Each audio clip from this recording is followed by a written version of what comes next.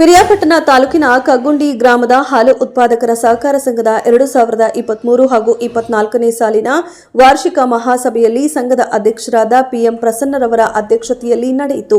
ಸಭೆಯಲ್ಲಿ ಮೈಮೂಲ್ ಮಾಜಿ ಅಧ್ಯಕ್ಷ ಹಾಗೂ ಸಂಘದ ಅಧ್ಯಕ್ಷ ಪಿಎಂ ಪ್ರಸನ್ನ ಮಾತನಾಡಿ, 2 ಬಾರಿ ನನ್ನನ್ನು ನಿರ್ದೇಶಕರಾಗಿ ಆಯ್ಕೆ ಮಾಡಲು ಈ ಗ್ರಾಮದ ಉತ್ಪಾದಕರು ಸಹಕಾರ ನೀಡಿದ್ದೀರಿ. 3 ವರ್ಷ ಮೈಮೂಲ್ ಅಧ್ಯಕ್ಷರಾಗಿ ಜಾತಿ ಮತ ಪಕ್ಷ ಭೇದ ಮರೆತು ರೈತರ ಪರವಾಗಿ ಪ್ರಾಮಾಣಿಕವಾಗಿ ಕೆಲಸ ಮಾಡಿದ್ದೇನೆ. ರಾಜ್ಯದಲ್ಲಿ ಅತಿ ಹೆಚ್ಚು ಹಾಲಿಗೆ ದರ ನೀಡಿದ್ದೇನೆ. ತಾಲೂಕಿನಲ್ಲಿ ಈ ಹಿಂದೆ 50,000 ಲೀಟರ್ ಹಾಲು ಉತ್ಪತ್ತಿಯಾಗುತ್ತಿತ್ತು. ಪ್ರಸ್ತುತ 2 ಲಕ್ಷ ಲೀಟರ್ ಹಾಲು ಉತ್ಪತ್ತಿಯಾಗುತ್ತಿದೆ.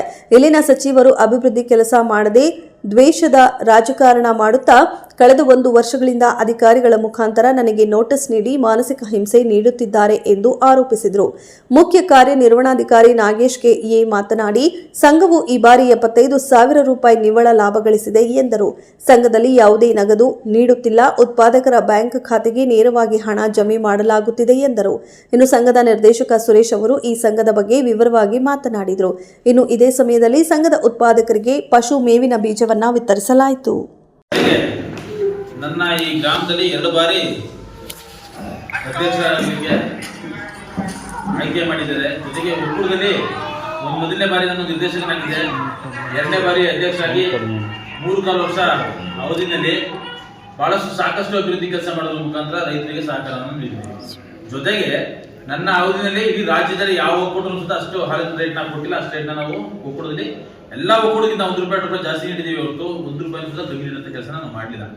ಅದ್ರ ಜೊತೆಗೆ ರೈತರಿಗೆ ಉತ್ತೇಜನ ನೀಡಲಿಕ್ಕೆ ಪ್ರತಿ ವರ್ಷ ಹೈನುಗಾರಿಕೆ ಇಲ್ಲಿ ಹಸುಗಳು ರಾಸುಗಳಿಗೆ ಇನ್ಸೂರೆನ್ಸ್ ಇರ್ಬೋದು, ಉತ್ಪಾದಕರಿಗೆ ಇನ್ಸೂರೆನ್ಸ್ ಇರ್ಬೋದು, ರೈತರು ಉಪಯೋಗ ಆಗುವಂಥ ಹಾಲ್ಕರೆ ಮಿಷಿನ್ ಇರ್ಬೋದು, ಹುಲ್ ಕಟಾವು ಮಾಡೋ ಮಿಷಿನ್ ಇರ್ಬೋದು, ರಬ್ಬರ್ ಬ್ಯಾಂಡ್ ಇರ್ಬೋದು, ಇದನ್ನೆಲ್ಲ ಸುತ್ತ ರೈತರಿಗೆ ನೀಡೋದ್ರ ಮುಖಾಂತರ, ಜೊತೆಗೆ ಚಳಿಕೆ ಜೋಳ ಇರ್ಬೋದು, ಮತ್ತೆ ಹಸುಗಳನ್ನ ನಿರ್ವಹಣೆ ಮಾಡಲಿಕ್ಕೆ ಡಾಕ್ಟರ್ನ ವ್ಯವಸ್ಥೆ ಮಾಡೋದಿರ್ಬೋದು, ವರ್ಕರ್ ಇರ್ಬೋದು, ಈ ಥರ ಅನೇಕ ಕಾರ್ಯಕ್ರಮ ಹಾಕೋದ್ರ ಮುಖಾಂತರ ರೈತರಿಗೆ ಸಹಕಾರವನ್ನು ನೀಡಿದ್ವಿ.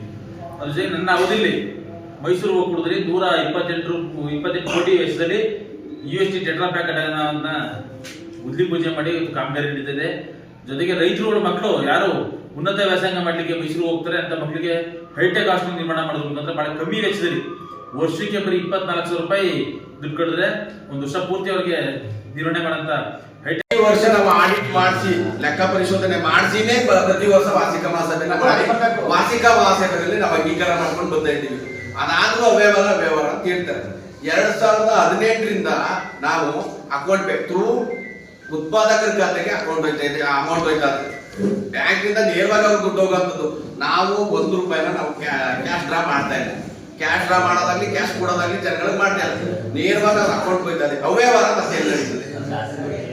ಅದ್ ಬಂದು ಇಲ್ಲಿ ಕೇಳಿ. ಈಗ ಒಕ್ಕೂಟದಿಂದ ಬಿಲ್ ಬರೋದು ಲೇಟ್ ಆದಾಗ ತಡವಾಗ್ಬೋದು.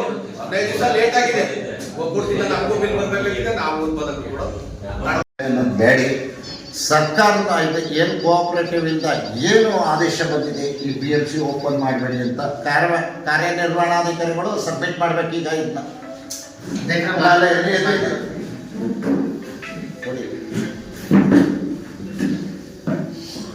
ಈಗಲೂ ಯಾರು ನೋಡಿಲ್ಲ, ಆಗಿದೆ.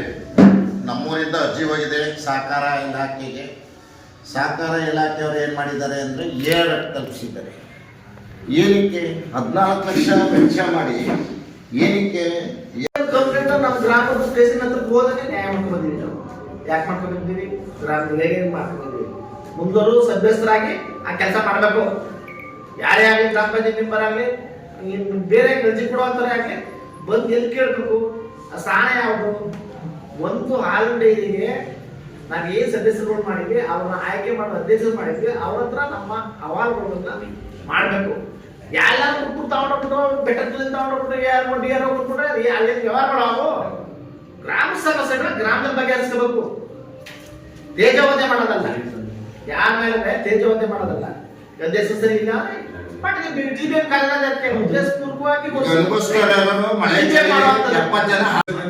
ಇನ್ನೂ ಎಕ್ಸೆಸ್ ಆಗೋದು. ಯಾಕೆಂದ್ರೆ ನಮ್ಮ ಡೈರಿ ನಾವು BMCಗೆ ಬಂದಿದ್ದು ಖುಷಿ ಪಡ್ತೀವಿ. BMC ತರಬೇಕು ಕಷ್ಟ ಇದೆ.